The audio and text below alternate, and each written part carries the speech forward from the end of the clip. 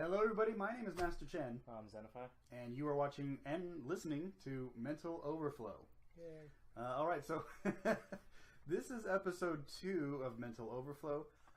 We are a week behind schedule, but I don't think that really matters at this point. Nah.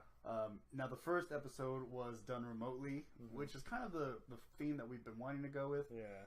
But, of course, until we work out some of the logistics, we'll probably have to record face-to-face. I'm going to have to see you, Zenify, face-to-face for a few driving. weeks. Trying to cut down my drive time. It's so much a waste of time. But we met kind of like in a central place, right? Central area? Yeah.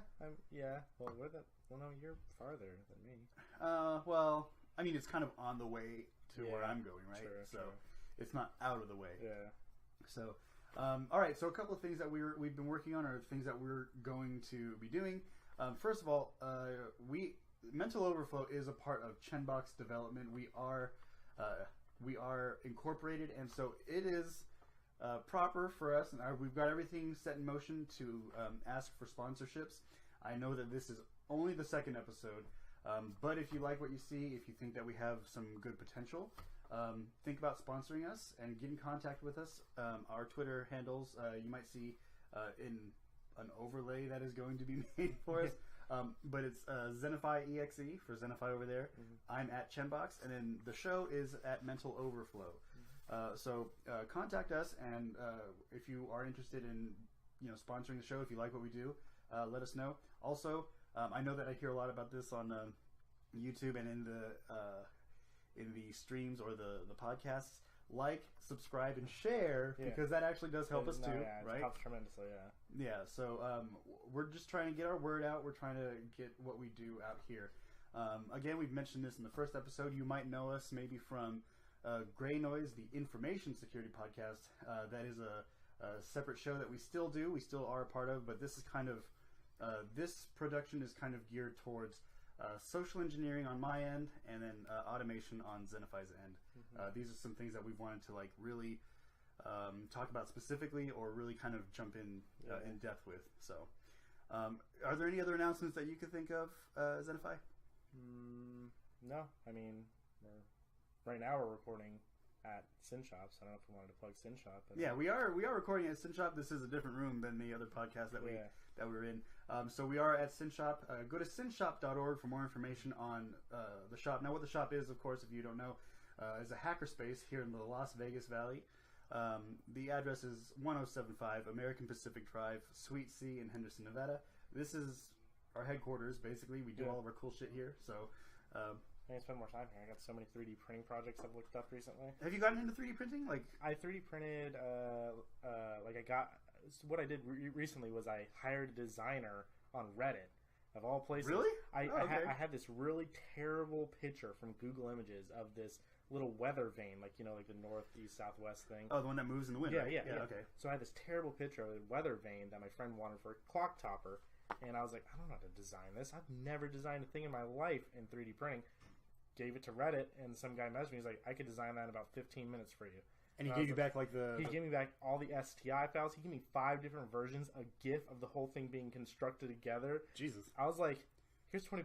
I was like, you did more than enough. I was like, oh my god. Have you put it through our 3D printer yet? I did, and I printed it out. And it worked? It worked perfectly. Did you show him? Did you send it back to him? Like, hey, dude, this was great. I didn't. I'll take a picture of the clock topper on top of the clock. Yeah, I'm going to go over to his house. You should show him that his design has worked. Oh, shit, yeah, that's so cool. I didn't think about Don't you just love the internet? The internet's amazing. All right, so let's get to the meat and potatoes of at least what I wanted to discuss today. Again, this show is designed more towards social engineering, because if you haven't seen the first episode, you should really go back and watch that. But my personal background is in martial arts, sales, and psychology. So I like to take those three together and kind of draw. What's the word for it? Draw similarities. I like to find out what's similar in all the things that I do. So the hacking, martial arts, the sales, the psychology, all these things that I'm interested in. I'd like to see these intersections. Yeah. Create a red line tack board. Yeah, exactly. Exactly. Yeah. With the yarn, right? The yarn and the. Yeah. We just did an escape room mission. Oh yeah, that's another thing. But we can get into that later. A lot of times I've noticed that when you're talking about social engineering, a lot of shows or a lot of podcasts or productions, they talk about information gathering first, like a open source intelligence, or OSINT as it's called in the industry. I love it. Yeah, it's great stuff, and you're really good at it. Oh, yeah. It's funny. I give Zenify a first and last name, and like, hey, this is, I give you first and last name, and you're like a bloodhound, dude. Yeah. You sniff out. That's going to be my primary focus in like red teaming. Is like I was always trying to nail down. What do I want to do? Like exploitation, reverse engineering. It's like OSINT is like my thing. Like I just love researching people. It's great, and I think I think pen testing at large, right? Isn't it like 80% or even more research? 80% research, or 80% or more, or more. Yeah. It's research, and then only the last part of it is the actual exploitation and report writing, right? Yeah. So, and the thing is, a lot of podcasts or shows or experts in the industry, they start with the OSINT first. They start with the open source intelligence first. Yeah. And that is a very important thing. Yeah. Now, I will say that I personally think that that's kind of an easy aspect of it. Yeah. I mean, if you know exactly how to do it, or if you're seasoned in the art, or if you're seasoned in how to pull it off, like Zenify, it doesn't really become difficult for you so much anymore, right? No, I have tons of resources. I have a basic, like, I almost have like an internal checklist that I go through. Right. And I check these websites, and it's like as soon as I can associate a real name with a username, it's fucking game over. Like you have a trail somewhere, and I'm gonna find it. Right. But the bottom line again being that it's not when you know what you're looking for, it's not entirely difficult. No. So we'd like to kind of have that basic topic, maybe for another show, of course, because this is all about that kind of stuff. Yeah. But today, I want to kind of tackle some more difficult social engineering topics. So, like, the point is, what I found is, like, a lot of people who are wanting to get into social engineering, rejection is a big thing that they try to get over, or how to get over the dreaded no. And I'm going to use my sales background as kind of like an exercise for us to get over that no. It's just an example, or it's just an exercise in that type of environment or that type of scenario. After I think you go through those, I have a follow-up regarding pretexting. Cool. Yeah. Pretexting is another topic or area of discussion. This here today, at least with these things that I have in front of us, it's not so much pretexting, but I have something that might get into it. Okay, cool. Yeah. So there's that cross section that we were talking about. So again, these that I'm going to throw at Zenify are rejections. They're supposed to be rejections. Now I'm going to be using the sales side of it. So this isn't really like a pen testing scenario. Okay, so this isn't a pen testing scenario. I just want to see how you would get past the no. Okay, I'm using air quotes for those of you who are just listening, but how to get past the no. Yeah. Okay, so a lot of times, like, what you want to do if you are doing a pen testing engagement, or if you're a little bit of a black hat, I'm not going to necessarily condone it, but I know that there are people out there. Yeah. So if you're on some sort of engagement and you're met with a no, like the worst thing you can do if you're on a phone pen test is to hang up, because you lose all credibility or legitimacy that you've gained so far. Yeah. And you have to start from scratch, change your pretext, and on top of that, they're going to be on alert now. They're going to know that maybe they've been targeted, or maybe that they've really got to pay attention more so than before. Yeah, because even if receptionists, they talk on the phone every day. Right. So if you try and come back at them in a week with a slightly different, story of trying to get information, they're going to pick up on it, because they know why people are calling, and so you got to be very careful. Right. Yeah. And so to not blow your cover, the point of today is to not be afraid of the no, but maybe a better way to handle it so that you don't hang up and you don't ruin your legitimacy, you don't ruin everything that you've gained so far, or at whatever point of the process that you're in. So again, this is not exactly pen testing, but we are going from a sales point of view. Your objective, Zenify, is to get past the no. Yeah. Okay, get past the no. All right. Yeah. So I'm going to. I have about 6 different rejections here, and if I think of any off the top of my head, I'll just still throw it your way. Okay. And I want to see how you're going to get past it, and I'll talk about how I would have gotten past it. Yeah. Although I'm asking you first because I think I have a little bit of a heads up here, since I'm the one who came up with these rejections. Okay. All right. So the first one I'm going to give you is right now is not a good time. Well, when is a good time is how I'd respond. Is it I guess it depends on the season. I think I would just immediately respond with, "Oh, when's a better time for you? Can we meet up later?" Okay, so yeah, I'm not giving you a lot of context here. Yeah. Okay, I'm just asking you, or you're saying I'm giving you the rejection. Right now is not a good time. Yeah. But the way you've answered with a question, right? When is a good time? Yeah. So you've answered with a question, which one, it's a way to kind of continue the conversation. It's not just saying, "Oh, okay," Yeah. and you're ending the conversation. Yeah. So you're asking the question that then forces me to answer, right? So when you asked, "Well, when is a good time?" I would have to think and be like, well, and I would at least have to give you a different answer than no. Mm-hmm. So I would say that was a pass. I'll give you a pass on that one. So you've gotten past the no. See, that's the exercise, okay? Yeah. Okay. Get past the no. That's it. That's all you got to do. Okay. Okay? Pretty simple? Yeah. Not so scared anymore, right? Yeah. See, but that's the thing, is a lot of times people are afraid of the no. Yeah. But once you get past the no, it makes things a little bit easier. Yeah. Okay? Another thing that I want to bring up before I give you this next rejection is that questions help control the conversation. Yeah. Okay? So if you can ask a question that forces me to come up with a better answer than just one word. And stick around. Right. Yeah. So that'll help you. Okay? Yeah. That'll help you maybe dig through a little bit of those layers. Mm-hmm. Also, maybe later or even in this podcast if it comes up, we can talk about open-ended questions versus closed questions. Yeah. And of course, those closed questions are like yes or no. Yeah. Now, when I was in sales, I was taught that the closed-ended questions are really bad for you because it's a simple yes or no with no further context after that. However, in a pen testing or penetration testing environment or a hacking environment, you might want to have those closed-ended questions so that they can't give you any more reason to not succeed. It really depends on. You see what I'm saying? Depends on the scenario, yeah. It really depends on the scenario. So in sales, closed-ended questions seem to be fairly bad for the most part, but in penetration testing, you can use open-ended questions and closed-ended questions to your advantage depending on the scenario. Okay, let's give you the next rejection. Okay. Let's see. I don't have the money. What? This is scenario based. Again, I'm not giving you context, but how would you get past that? Remember, the rejection is I don't have the money. Yeah. What figure were you looking at? Well, definitely not that price. What would it take to bring the price down for you? Well, do I need all these bells and whistles? Do I need all these features here? They would they enhance the product enough to where I would say yes. It is highly recommended to include these features. Okay, fair enough. Yeah. Do you think you passed that one? A little later on, maybe. Oh, yeah, okay. So maybe you recovered there a little bit. Yeah. You were on the right track, I would say. I would personally say you were on the right track. Yeah. I'm not saying you'll get past all these rejections, but that wasn't bad. Yeah. So what I would say is just so here's the thing, and I'm not going to be perfect, but my response probably would have been, well, what exactly can you afford? Now that's a double-edged sword, though.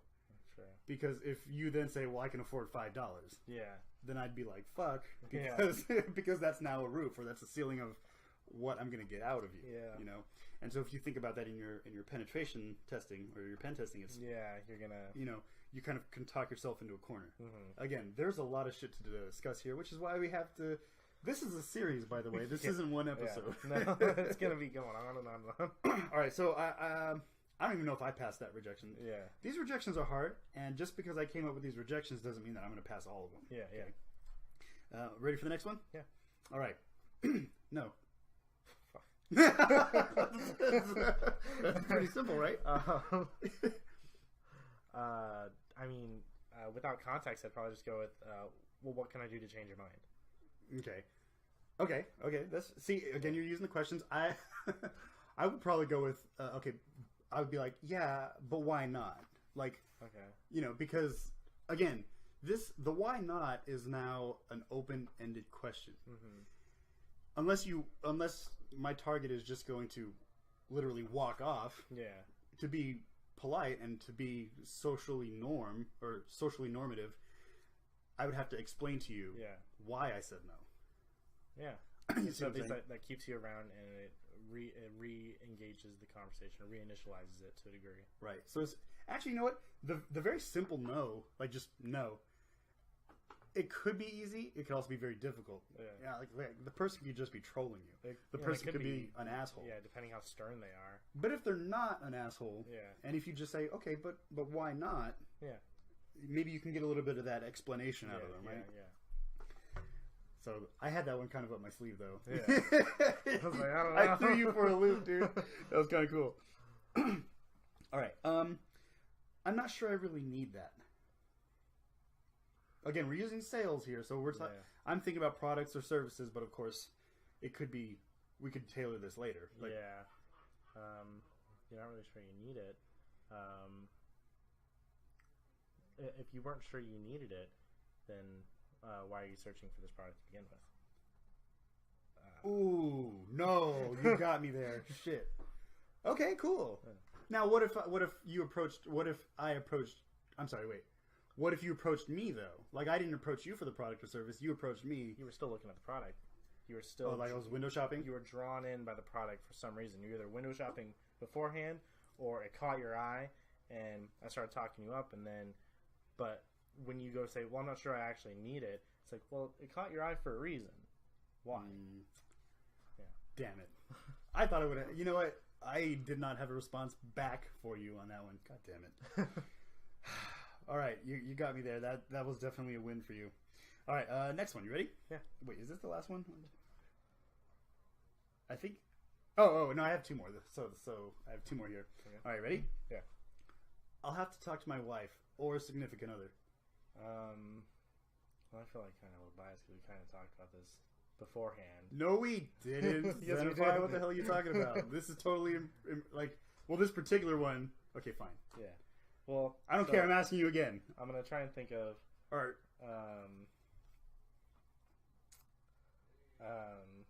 Dang, I don't know if I would just say something like this would be a fail, but my inner reaction would say, well, she's not here right now. That's how you do it? I think that would be my. I'm not good at sales, so I think that personally would be my first thing. No, but you know what though? You can do that just a little bit more tactful, I would think. Yeah. Okay, so another thing. Remember another.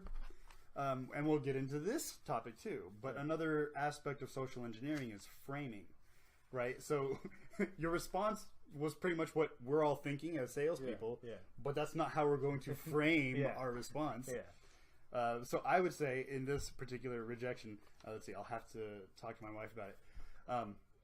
Does she trust your decision-making ability, or does she trust you and your decisions? Yeah. Now, again, that's a little bit more of like a hardball type of sales. Yeah. Like a F you, stop being a pussy. Still, so it's a little bit hard. It's a little bit more of like a punch to the gut in your target or your client or your prospect.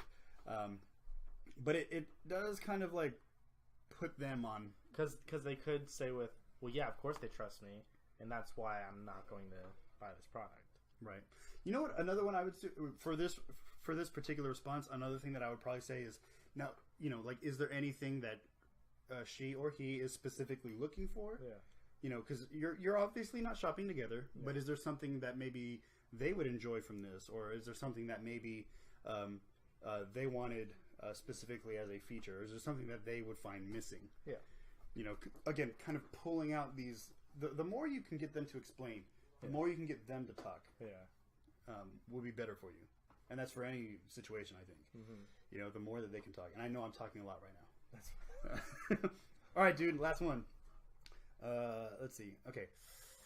I don't know, man. I'll have to think about it.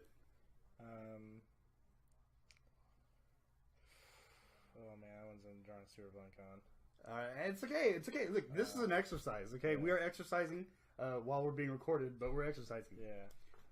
Just like athletes, they go to practice. This is our practice. Mm-hmm. Do you need the rejection again? Yeah. Okay. I don't know, Zenify. I'd have to think about it.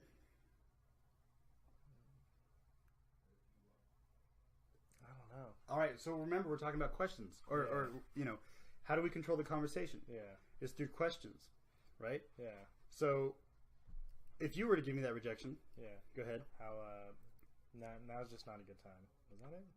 Or no? Dude, you gotta think, or you gotta listen to what I'm saying. I listened to it. I was thinking of the first one, maybe.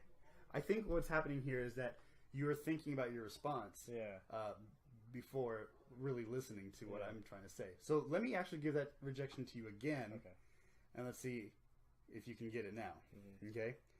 I don't know, Zenify. I'll have to think about it. What's there to think about?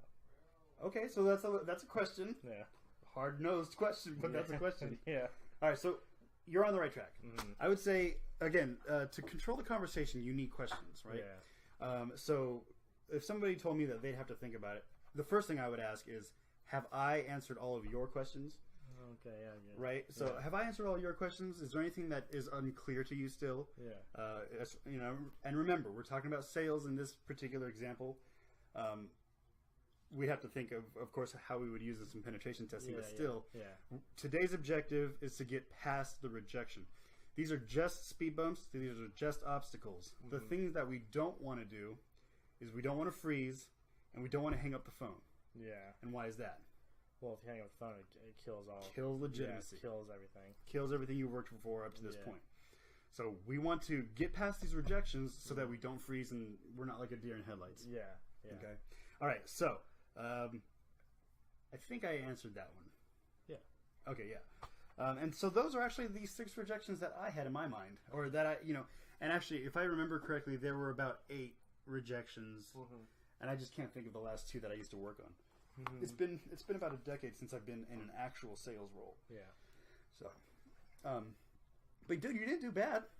So, and you, god damn it, you stumped me on that one a couple back. So, but that's okay. These are exercises. Yeah. These are practice. Yeah. This is just like athletes. They go and they practice. They practice. They practice. We have to practice.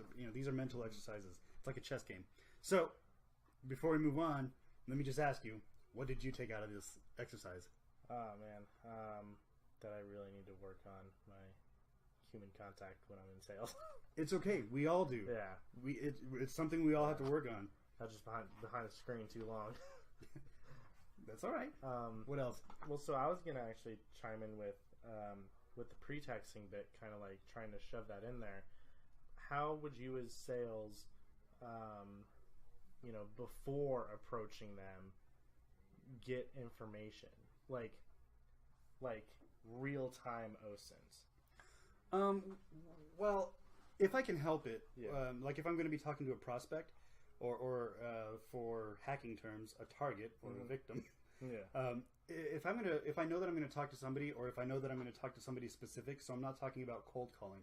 If I know a little bit about the person, maybe they filled out an interest card, or maybe I've met them at some sort of booth or event that we had prior, and this like follow-up call or follow-up meeting, I would do a little bit of research on them as far as who they are, maybe what they do for a living, so that I have a little bit of an idea of what their needs may be. Right? Like if I know, okay, and I'm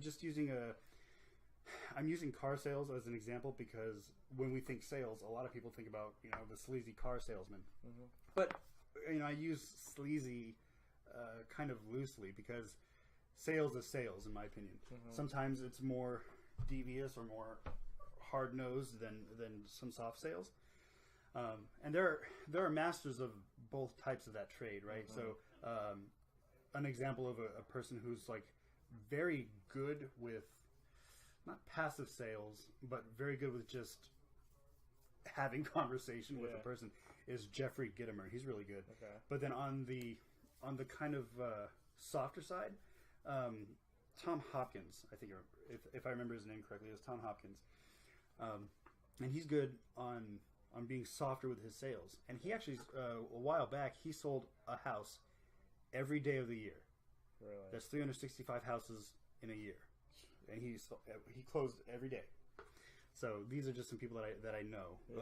I don't know them personally, but I mean, like, I've studied a little bit of their work. Sorry. So to get back on track, what I'm saying here is, I do a little bit of research, or as much research as I can initially, before really engaging with the prospect. So if I know, like, let's say if I know that the target works for company ABC, Well, of course, going back to OSINT or open source intelligence, if they have a corporate email, is that corporate email maybe subscribed to something that I can search for? Like maybe they put their interest in their email into like some online interest form that for some reason is publicly available. Yeah. Okay, so now we know that they're into UFC fighting. Okay, well let's talk maybe at that angle, or a little bit of information gathering left, right, or as an example, I know one of our rejections was I'll have to talk to my wife or significant other. Well, then does that person have kids? Is there a reason why they're driving a minivan? Do they have 5 kids? Yeah. Is their life hectic? Yeah. So these are some things that I would also kind of find interesting, and I would really study the target the way a lion kind of like stalks the prey, right? Yeah. Like I'm not going to kill the client, but I mean you're watching, you're observing for as much as you can. And I know when you're talking about impromptu prospecting or impromptu like information gathering, OSINT gathering, these are the muscles that in your brain that you have to kind of exercise when it comes to being quick or witty on the ball. Like they throw you a rejection, you answer back, or they give you a little piece of information, you have to be quick enough to file it, digest it and shoot it right back at them. And it's definitely an exercise. It's not something that you can just fake, or it's not something that you can just do on a whim. It does take practice. So the example that I'm thinking about in my head is if you're a car salesman, let's go with that, that example again, and you see somebody out on the floor or out in the, the parking lot, and they're dressed not well, kind of raggedy, just they clearly did not care what they put on in the morning.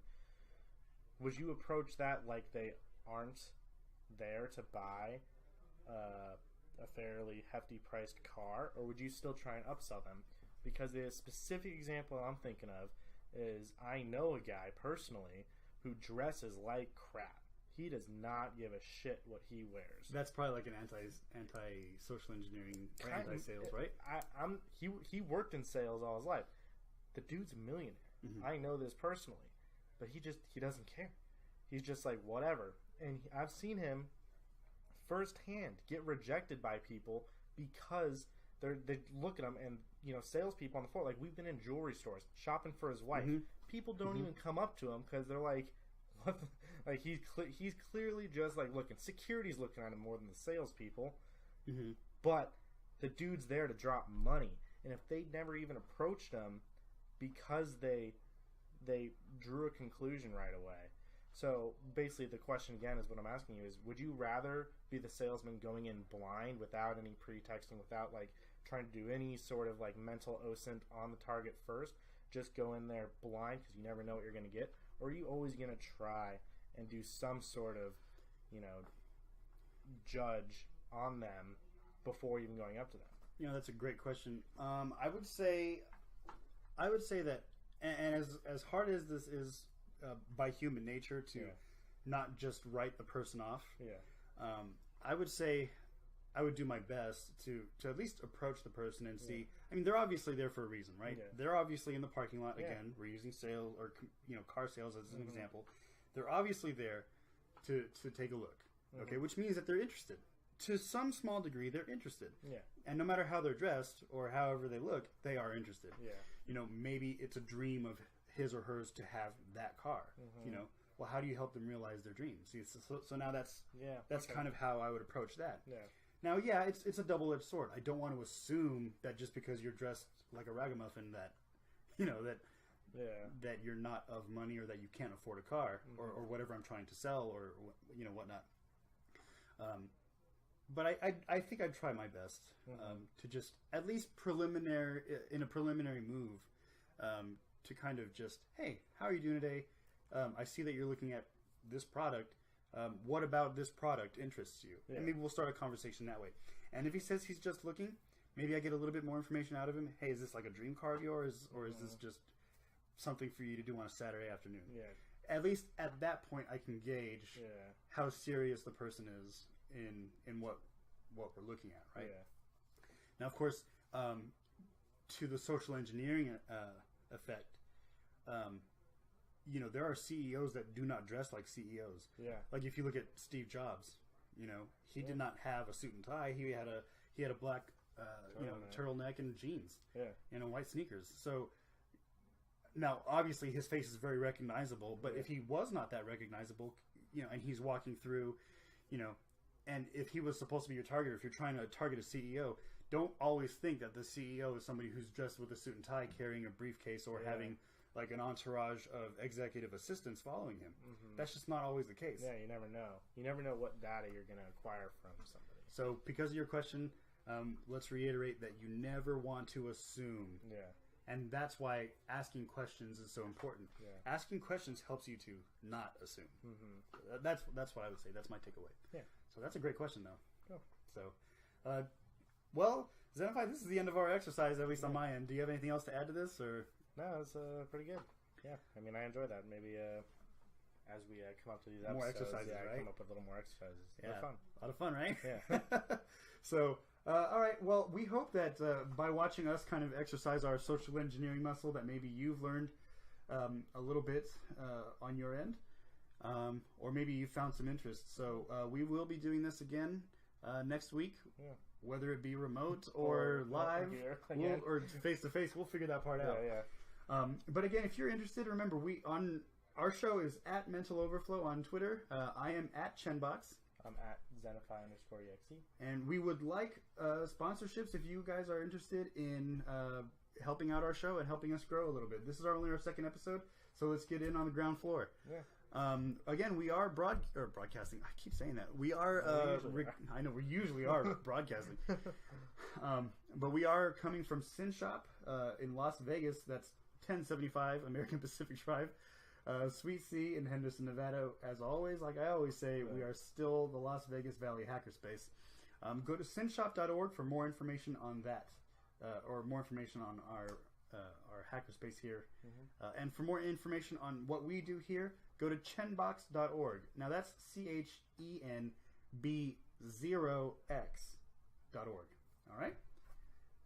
And we have somebody out there in the audience. Hey, we got a wave. Yeah. All right, guys. Have a great night, and we'll see you next week. Yeah, see ya.